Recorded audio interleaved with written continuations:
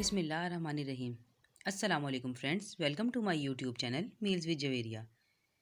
आज winter week की last recipe है और ये रेसिपी भी बाकी रेसिपीज़ की तरह बेहद लाजवाब है। उम्मीद करती हूँ आपने हमारे इस विंटर वीक स्पेशल को बेहद इंजॉय किया होगा।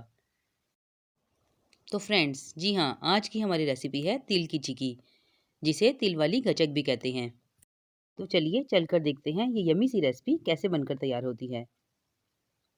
सबसे पहले आप एक पैन ले लें और इसमें गुड़ ऐड कर दें।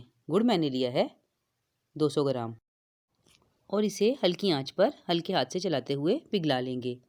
ये चिक्की भी वैसे ही तैयार होगी जैसे कि हमने मूंगफली की चिक्की तैयार की थी।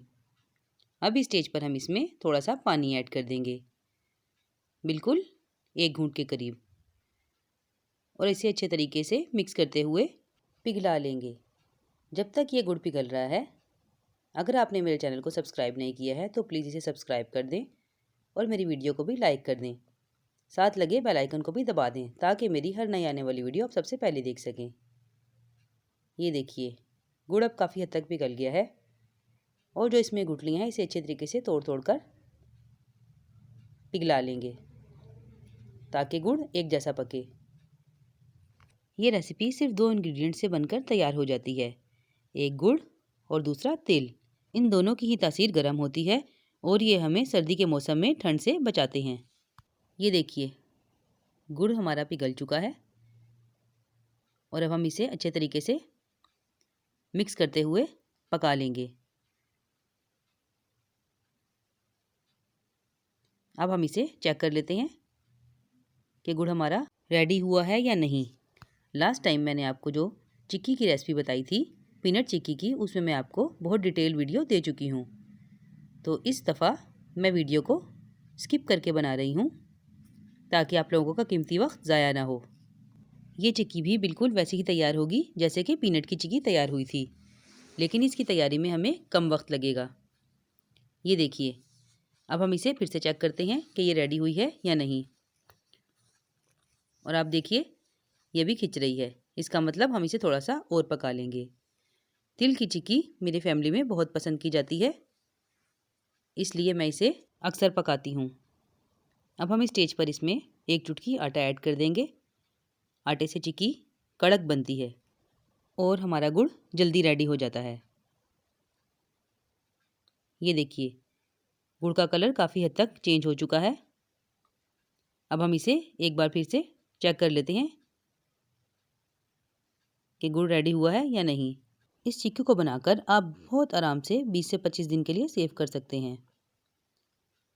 ये देखिए, गुड़ हमारा रेडी हो चुका है और ये कितने अच्छे तरीके से टूट रहा है।